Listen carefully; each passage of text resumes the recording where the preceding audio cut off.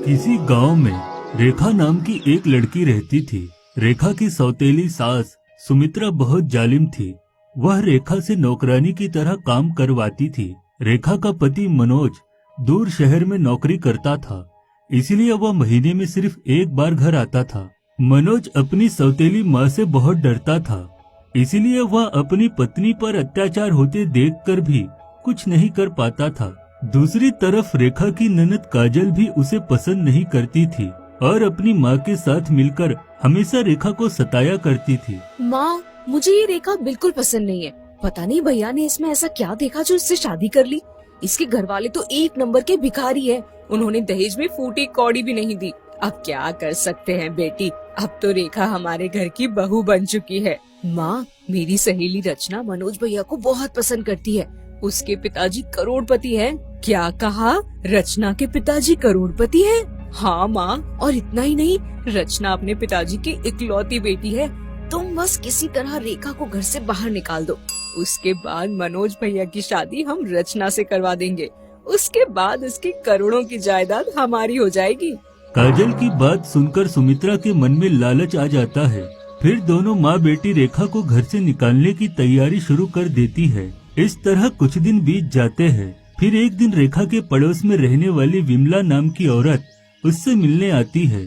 सुनो रेखा, कल मेरी बेटी को देखने लड़के वाले आ रहे हैं। तुम खाना बनाने में एक्सपर्ट हो, इसीलिए मैं चाहती हूँ कि कल तुम मेरे घर पर आकर लड़के वालों के लिए खाना बनाओ, ताकि उनकी खातिरदारी में किसी तरह की कोई कमी न रहे और मेरी बेटी का रिश्ता पक्का हो जाए। ये तो बहुत अच्छी बात है विमला आंटी, आप चिंता मत करिए। मैं कल आपके घर में आकर तरह तरह का स्वादिष्ट खाना बना दूंगी। अगले दिन रेखा विमला के घर खाना बनाने पहुंच जाती है। तभी वहां काजल भी आ जाती है। भाभी, मैं आपकी मदद करने आई हूँ। चलिए हम दोनों मिलकर रसोई में खाना पकाते हैं। रेखा जब रसोई घर में खाना बना रही थी कि तभी मौका पाकर काजल सिलेंडर की पाइप में छोटा सा छेद कर देती है। अरे भाभी, अचानक मुझे याद आया कि मुझे मेरी सहेली के घर उसकी किताब वापस करने जाना है। मुझे माफ करना, मैं आपकी मदद नहीं कर पाऊंगी। इतना कहकर काजल वहां से चली जाती है।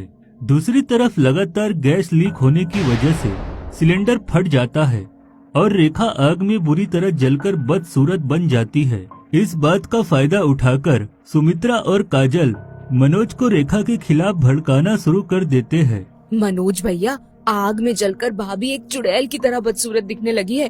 मेरी मानो तो आप भाभी को घर से निकाल दो और मेरी सहेली रचना से शादी कर लो। उसके पिताजी आपको दहेज में करोड़ों रुपए देंगे। दहेज में करोड़ों रुपए मिलेंगे, यह सुनकर मनोज के मन में लालच जाग जाता है और वह रेखा को घर से बाहर निकाल देता है। रेखा का इस दुनिया में कोई नहीं था, इसीलिए वह दुखी होकर जंगल की ओर चली जाती है। रेखा जंगल में चल रही होती है कि तभी वहाँ मौजूद एक आम का पेड़ रेखा से कहता है, सुनो बेटी, मुझे बहुत प्यास लगी है, क्या तुम पानी लाकर मेरी जड़ों में डाल सकती हो? लेकिन आप पेड़ होकर बात कैसे कर सकते हैं? मैं एक जादुई पेड़ हूँ, इसीलिए मैं इंसानों की तरह बात कर सकता हूँ। उसके बाद रेखा पास वाली झील से पानी लाकर उस आम की पेड़ की जड़ में डाल देती है। बेटी, तुम बहुत ही नेक हो, मैं तुम्हारी इस उदारता से प्रसन्न हुआ, इसलिए मैं तुम्हें एक वरदान देना चाहता हूँ। इतना कहकर आम का पेड़ रेखा को एक परी की तरह सुंदर बना देता है। तभी उस पेड़ से एक आम टूटकर नीचे जमीन पर गिर जाता है।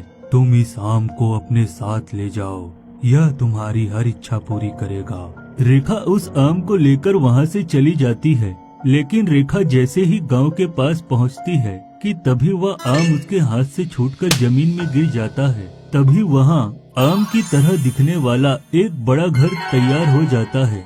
उस आम से बने घर के ऊपर एक बड़ा सा नल लगा था, उसमें से आम का जूस बाहर गिर रहा था। तभी रेखा को एक आवाज सुनाई देती है, सुनो बेटी, यह जादुई आम का जूस है, इसे गर्म करने पर यह सोने में बदल जाएगा। रोज दोपहर 12 बजे से 1 बजे के बीच इस नल से जूस निकलेगा। उसके बाद रेखा एक बाल्टी में उस जूस को भरकर उसे गर्म करने लगती है और देखते ही देखते वह सारा जूस सोने में बदल जाता है। यह देख रेखा बहुत खुश होती है और उस सोने को बेचकर उसके पास ढेर सारे पैसे आ जाते हैं। इस तरह कुछ ही दिनों में रेखा अमीर बन जाती है। फिर एक दिन रेखा अपनी नई कार में बैठकर कहीं जा रही थी कि तभी मनोज उसे देख लेता है। रेखा को इतनी खूबसूरत देख मनोज को अपनी आंखों पर यकीन नहीं होता और वह उसके पास जाकर माफी मांगने लगता है। मुझे माफ कर दो रेखा, लालच में आकर मैंने तुम्हारे साथ बहुत नाइंसाफी की है। मुझे मेरी गलती का एहसास हो गया है, इसीलिए मैं फिर से तुम्हारे साथ रहना चाहता हूँ। रेखा को मनोज पर तरस आ जाता है और वह उसे माफ कर देती है।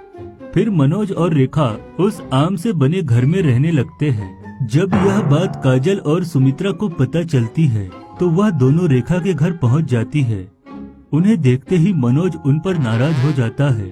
तुम दोनों की यहाँ आने की हिम्मत कैसे हुई? तुम दोनों की बातों में आकर मैंने अपनी पत्नी को घर से निकाल दिया था। अब मैं तुम दोनों की परछाई भी इसके ऊपर नहीं पड़ने दूंगा। अगर तुम दोनों अपनी सलामती चाहती हो तो इसी वक्त यहाँ से चली जाओ। इस तरह मनोज उन दोनों को वहाँ से भगा देता है। फिर दोनों पति पत्नी साथ हंसी खुशी रहने लगते हैं। दोस्तों, इस कहानी से हमें यह सीख मिलती है कि हमें लालच में आकर कभी कोई गलत काम नहीं करना चाहिए।